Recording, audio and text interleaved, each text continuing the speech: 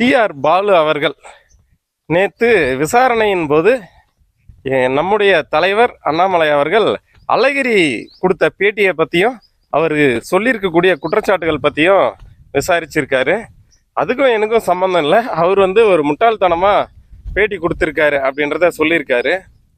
இது அடுத்தடுத்து விசாரணைகள் போகும்போது தான் தெரியும் தலைவர் ஏன் அவர் கொடுத்த பேட்டியெல்லாம் கொண்டு வந்து இங்கே விசாரிக்கிறாரு, அதை ஒரு ஆதாரமாக காட்டி விசாரணை செஞ்சுருக்காருன்றது அடுத்தடுத்து போகும்போது தான் புரியும். ஏன்னா நம்முடைய அண்ணாமலைஜி அவர்கள் மிக சிறந்த ஒரு அரசியல் சதுரங்கத்தை பயின்று அதில் பல பயிற்சி எடுத்து இந்த செயல்பாட்டில் வந்திருக்காரு. அதை புரிஞ்சிக்காத இந்த திராவிட வெங்காயம் லேயர்கள் வழியை சிக்கிறாங்க.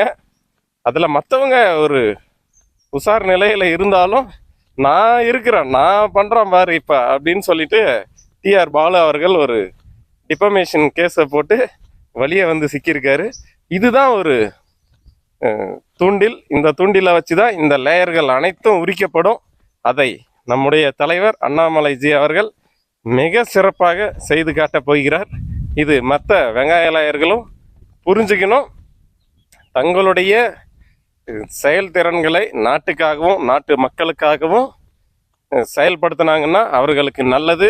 தனக்காகவும் தன் குடும்பத்திற்காகவும் மக்களுடைய சொத்துக்களை கொள்ளையடிப்பதற்காகவும் பயன்படுத்தினார்கள் என்றால் இந்த லேயர்கள் உரித்து எரியிறது மட்டும் இல்லை, காய வச்சு காற்றுல பறக்க விட போகிறாரு நம்முடைய தலைவர் அண்ணாமலைஜி அவர்கள்.